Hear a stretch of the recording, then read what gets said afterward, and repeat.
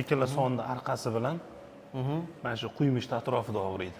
Keyin hozir chap oyog'im uyushib qolyapti, muzlab. Juda qattiq og'riq bor. Men to'g'risi ertaga operatsiyada og'riqdan qutulishga men ishonmayapman to'g'risi.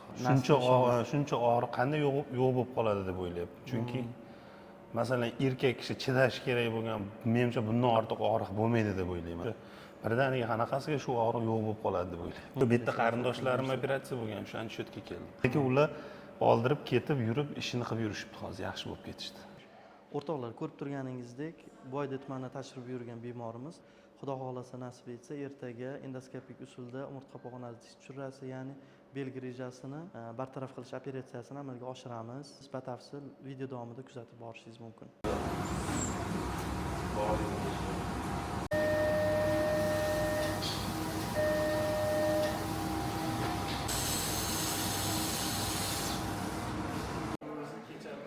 Ramami? Qalay o'zgarish? Yaxshi.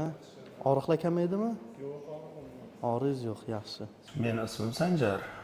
Farg'ona viloyati Bo'yda tumanidan kelganman. Greja bilan 1,5 yildan beri og'riyman. Qilinmagan lecheniya qolmadi, hammasini qildik.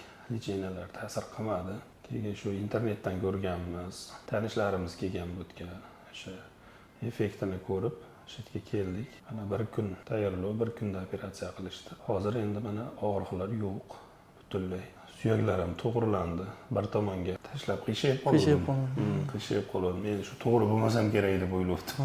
1,5 yildan beri bir tomonga tashlab qiyshiqligimcha yurdim. Mana bitta operatsiyadan keyin ertalabga to'g'ri bo'lib qolgan, og'riqlar umuman yo'q. Hech yer og'rimayapti. Rahmat sizlarga, doktorlarga ham, qaray turgan hamshiralarga ham. Hammasi zo'r xizmat ko'rsatishdi.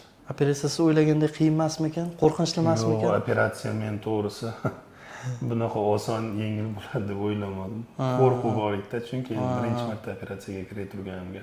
Operatsiyaga kirmaydi, davolanib yuravergansiz. Ha, shu keyin operatsiya haqida noto'g'ri tushuncha bor-da. Operatsiya qilinsa 50 tegib ketsa u bo'ladi. Agar bu bir kunda bunaqa qutulishimizni bilganimda men allaqachon operatsiya qildim. Chunki 1,5 yil davomida 50 million pulim ketdi-da, lekin men orqaga qarab ketsa ketdiki, yaxshilanmadi, tuzalmadi. Agar bu operatsiya bunaqa tez, shunaqa samarali, yaxshi bo'lishini bilganimizda birinchi operatsiya qildik. Bizlarda operatsiyamiz kam invaziv, o'sha grejani olib tashlashga qaratilganda, kichkinagina kamerachadan kirib, bizlar 25 marta kattalashtiramiz o'sha greja qilayotgan operatsiya maydonini.